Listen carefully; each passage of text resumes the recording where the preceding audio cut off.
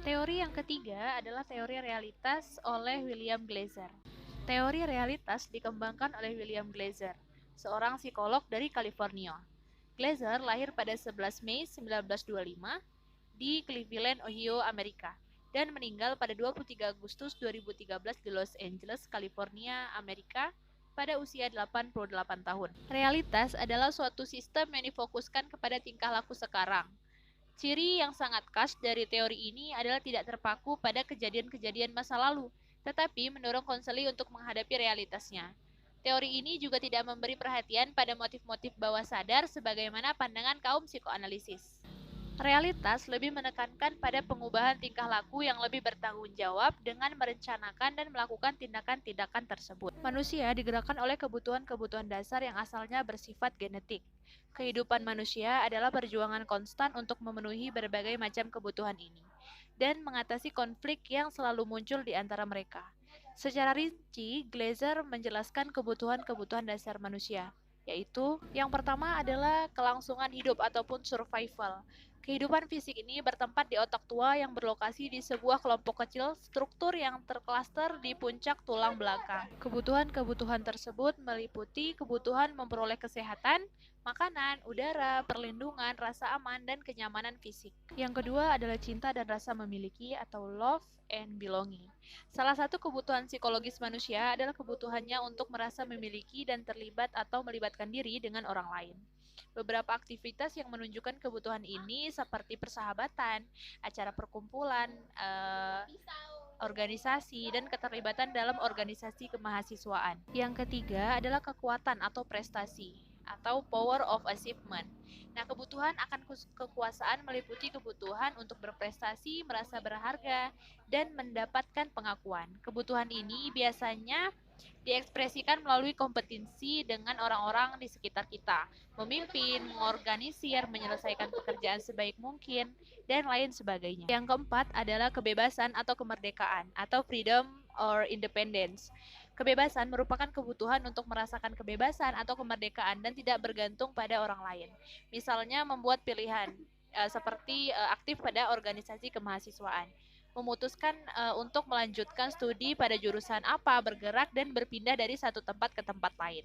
Dan yang terakhir adalah kesenangan atau fun. Kesenangan merupakan kebutuhan untuk merasa senang dan bahagia. Pada anak-anak terlihat dalam aktivitas bermain. Kebutuhan ini muncul sejak dini, kemudian terus berkembang hingga dewasa. Contohnya berlibur untuk menghilangkan kepenatan, bersantai, melakukan humor, dan lain sebagainya. Tujuan utama pendekatan konseling ini adalah untuk membantu menghubungkan atau menghubungkan ulang konseli dengan orang lain yang mereka pilih untuk mendasari kualitas hidupnya. Di samping itu, konseling realitas juga bertujuan untuk membantu konseli belajar memenuhi kebutuhannya dengan cara yang lebih baik, yang meliputi kebutuhan mencintai dan dicintai, kekuasaan atau berprestasi, kebebasan atau independence, serta kebutuhan untuk merasakan kesenangan. Selain itu, tujuan konseling realitas adalah yang pertama, menolong individu agar mampu mengurus diri sendiri. Yang kedua, mendorong konseli agar berani bertanggung jawab serta memikul segala resiko yang ada. Yang ketiga, mengembangkan rencana-rencana nyata dan realistik dalam mencapai tujuan yang telah ditetapkan.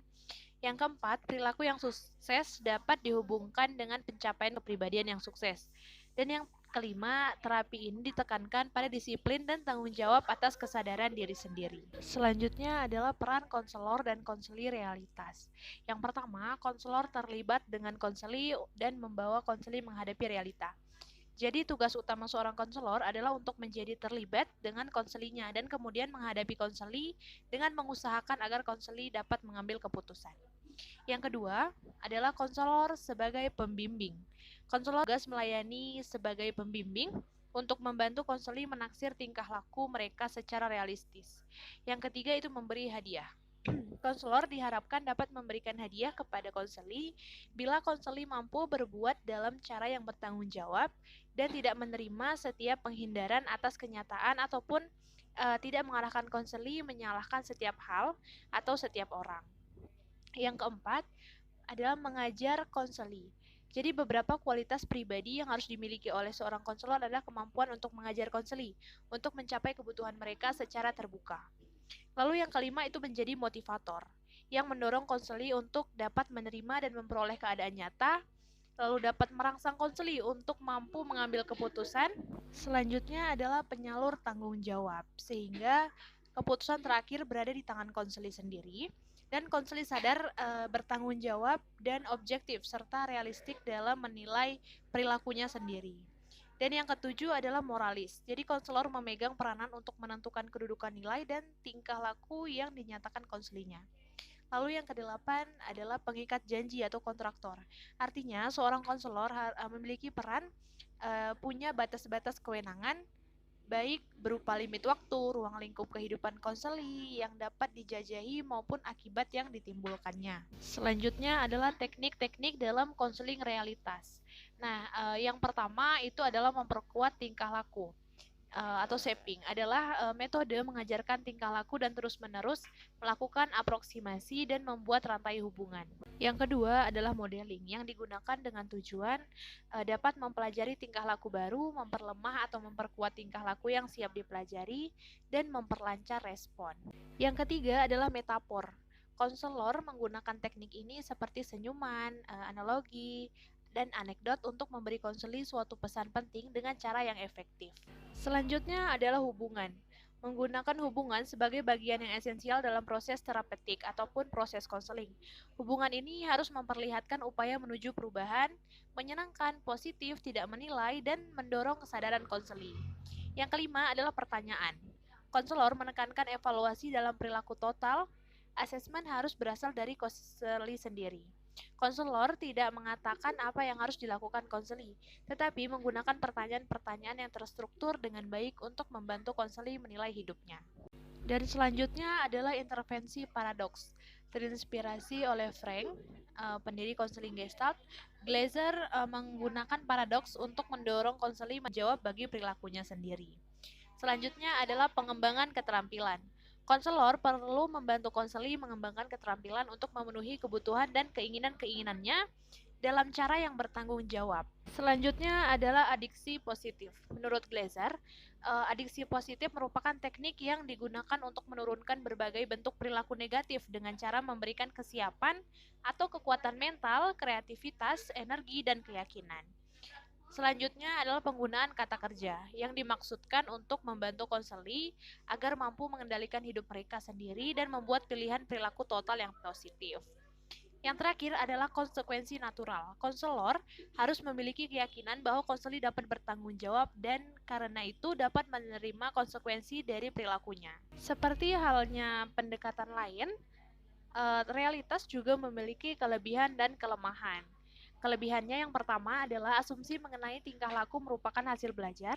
Yang kedua, asumsi mengenai kepribadian dipengaruhi oleh lingkungan dan kematangan. Lalu konseling bertujuan untuk mempelajari tingkah laku baru sebagai upaya untuk memperbaiki tingkah laku malasesuai. Lalu konseli bisa belajar tingkah laku yang lebih realistik dan karenanya bisa tercapai keberhasilan. Lalu kelemahannya yang pertama adalah teori ini mengabaikan tentang intelijensi manusia, perbedaan individu, dan faktor genetik lain.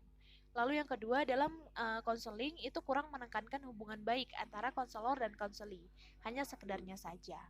Lalu yang ketiga adalah pemberian reinforcement jika tidak tepat dapat mengakibatkan kecanduan atau ketergantungan. Dan yang keempat adalah jangka waktu terapi yang relatif pendek dan berurusan dengan masalah tingkah laku sadar pada konseli.